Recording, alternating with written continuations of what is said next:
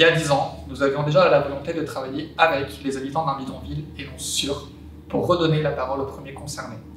Nos premiers contacts nous ont amenés sur le terrain de la Flambert, à Toulouse. Quand je suis arrivé la première fois, à l'automne 2013, je me souviens encore d'André et d'Alina, qui avaient 10 ans et 6 ans. Ils ont bien grandi depuis. La Flambert, c'est un bidonville situé à Purpan. Aujourd'hui, il y a 160 personnes qui y habitent, mais il y a 10 ans, on était 220 personnes. On vient tous du même village en Roumanie, Barbulești. Moi, je n'habite plus, mais j'ai habité pendant plusieurs années. Sur le terrain, il n'y a pas d'eau potable, pas de toilettes, mais il y a de l'électricité.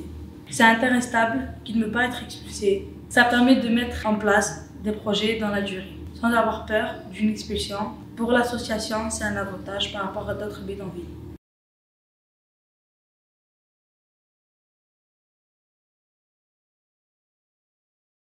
Dès le début, elle vient nous attendre sur le terrain de la Flambert, tout le temps. Et on va proposer de sortir avec les enfants. Il y a beaucoup de confiance. Et nous, acteurs de l'association, rencontrons-nous. S'il y a un problème sur le terrain, nous, on va intervenir et on va trouver une solution. On a fait des papiers pour le CAF, pour le Pôle emploi, pour la démarche. Et ça fait 10 ans qu'il reste l'association sur le terrain de la Flambert. Nous, comme on habite sur le terrain, on connaît bien les familles, on se fait confiance. Quand on a besoin de projets, les adultes y viennent. Il faut de lecture à l'école, il faut de danse, il faut de cuisine. Ils participent, ils sont contents de faire ça.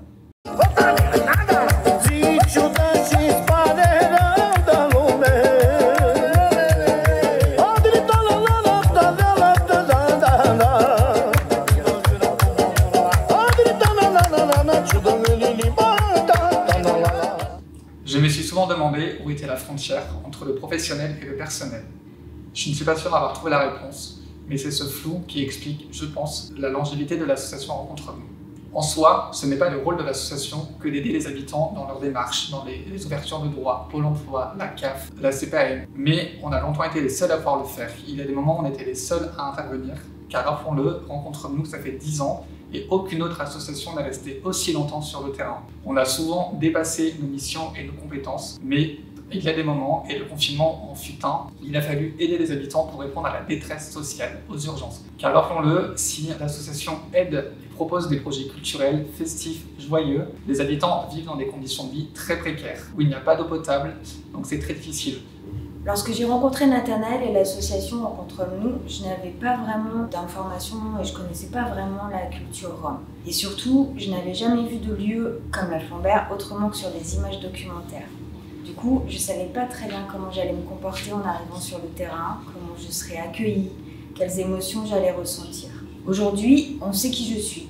On sait ce que je fais avec les enfants. L'idée est qu'avec mon appareil photo, je puisse témoigner sans dévoiler l'intimité que chacun souhaite préserver. Raconter ce qu'on ne veut pas voir ou ce qu'on ne sait pas voir. Ce que j'ai découvert, c'est l'importance des liens familiaux, le désir des parents que leurs enfants aient une vie beaucoup plus digne que la leur, et les difficultés et les ressources de cette vie en collectivité forcée. Aujourd'hui, j'ai noué des liens précieux avec certaines personnes du terrain qui vont au-delà du simple rapport professionnel. C'est pour moi un honneur et un grand cadeau.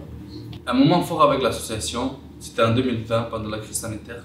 Je venais juste de commencer à travailler en tant qu'animateur. Et puis quelques jours, tout était fermé. On a décidé de rester sur le terrain et de ne pas se confiner et de mettre en place l'aide alimentaire et au sanitaire. Et plus encore, la continuité pédagogique pour les élèves et le soutien scolaire. Des personnes précaires, parfois avec des enfants qui ne peuvent assumer le soutien scolaire, faute de moyens, depuis la fermeture des classes. Une association Rencontre Nous aide aux devoirs dans des campements autour de Toulouse. Christine Ravier, Ayam Kalaf. Là, en fait, je vais vous montrer l'Algeco où se trouve l'aide aux devoirs. Ça marche plutôt bien avec les enfants, ils ont une envie. Et moi, en fait, je suis un peu une clé pour faire entrer les devoirs et de faire aussi le lien entre les écoles et ici. C'est André, 18 ans, qui fait le lien ici entre les profs qui déposent des enveloppes personnalisées pour les devoirs et les enfants. Donc là, on a un peu de calcul, de dessin, on a de l'histoire. C'était une très belle découverte et une très belle expérience, malgré le contexte et les difficultés qu'on a eues. Le confinement a été une étape très importante dans notre travail avec l'association. Tout était à l'arrêt et si l'association n'avait pas organisé la distribution alimentaire, il ne se serait rien passé sur le terrain. Nous avons donc décidé d'y rester et mes images ont servi d'illustration à un journal que nous avons auto-édité pour raconter tout le déroulé du confinement et de tout ce qui se jouait sur l'aide alimentaire, le soutien scolaire. Cette expérience nous a tous rapprochés et a créé des liens encore plus forts que ceux qui existaient déjà. On a vécu des choses assez intenses, on s'est serré les coudes, on a réussi à garder des traces aussi de tout ce qui s'est joué sur le terrain et qu'il était important de pouvoir montrer. Ce temps passé sur le terrain pendant le confinement a participé à renforcer nos liens et nous a permis de nous soutenir les uns les autres sur ce moment qui était quand même très particulier. Depuis 10 ans, Rencontre-nous, c'est donc une présence quasi du quotidien sur le terrain de la Flambert. Un temps long mais nécessaire qui a vu grandir les plus jeunes, où l'association les a accompagnés dans leur globalité. L'amitié a pris le dessus avec certains jeunes et certains habitants. On partage beaucoup de moments de fête, des moments informels, des moments conviviaux, des moments de partage, mais on partage aussi des difficultés et des tensions car elles existent et avec le temps, on a appris à composer avec. Rencontre-nous, c'est tout ça, c'est l'histoire d'un quotidien, deux quotidiens au pluriel, parce qu'il y a autant de quotidiens que d'habitants du terrain.